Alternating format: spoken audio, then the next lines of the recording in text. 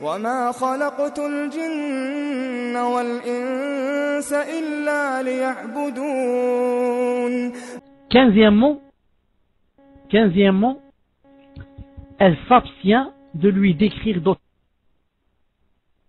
femmes. Elle s'abstient de lui décrire d'autres femmes. Vous écrivez une chose. Jazakallahu khairan. Naam, jazakallahu khairan. Taïb. L'une des qualités qui distingue la musulmane avisée, c'est quoi? C'est son abstention de décrire à son époux le physique de femmes plus ou moins amies ou bien ses connaissances. Car cela est formellement interdit en islam. Le messager d'Allah a dit: la femme ne doit pas regarder l'intimité d'une autre femme pour la décrire ensuite à son mari comme s'il la voyait. Pour la décrire ensuite à son mari comme s'il la voyait. Rapporté par Bukhari. Voir Fath al-Bari, volume 11, page 338. Par cette mesure, l'islam vise quoi? La stabilité des âmes et des esprits, loin des fantasmes et des mauvaises suggestions.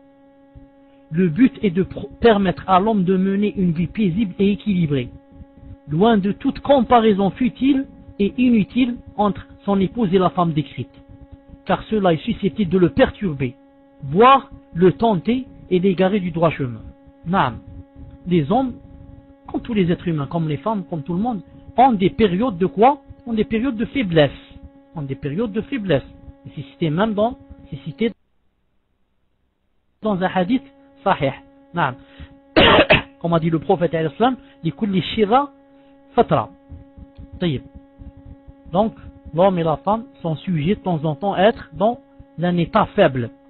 Ensuite, elle vient, son épouse, et elle commence à lui parler de son ami qui est venu la visiter ou de la voisine, etc.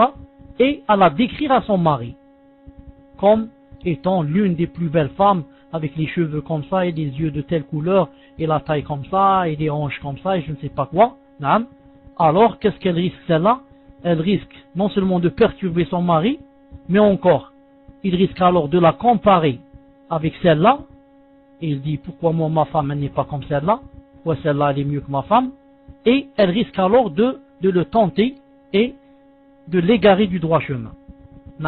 Elle risque alors de le pousser à quoi je ne sais pas, à penser à cette femme, ou bien à penser à une qui lui ressemblait comme ça. Et en plus de cela, qu'est-ce qu'elle a fait? Elle a montré les secrets. L'autre, peut-être qu'elle est venue en djilbab. Ensuite, elle a enlevé le djilbab car elle est seule avec sa sœur. Mais toi, Allah l'azim, tu l'as décrite, c'est comme s'il la voyait. C'est comme si, avec ta description, alors elle peut rentrer son djilbab. Il la connaît maintenant très bien. Il connaît la couleur de ses yeux et de ses cheveux et sa taille, etc. Celle-là maintenant, elle peut rentrer son djilbab. Cela, s'il la connaît. Entre parenthèses, c'est pas permis, mais je vous dis seulement. 16e, elle lui assure donc qu'elle tienne, qu'elle prenne, qu'elle fasse attention, les sœurs et les femmes qui décrivent à leur mari, pas seulement à leur mari, ou bien à leur frère, ou bien à leur père, qui leur décrivent les femmes, et leur décrivent quoi? Leur décrivent, et surtout celles qui ont mis le voile, surtout celles-là, même les autres, mais surtout celles-là,